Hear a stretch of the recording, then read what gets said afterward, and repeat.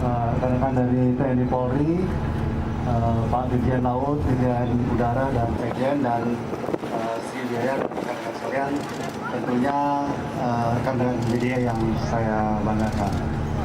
Hari ini, alhamdulillah, saya ucapkan dan terima kasih kepada rekan media yang berkenan hadir, bahwa kita tahu bahwa pada tim gabungan Basarnas bisa menemukan FDR dan kita sudah berhasil membuka dan beberapa informasi juga kita sudah share ke teman-teman media. Selanjutnya setelah operasi ditutup, KNKT melanjutkan untuk pencarian bersama tim yang kami sebut tadi dengan beberapa penyelam dari Basarnas, dari TNI AL, dari teman-teman.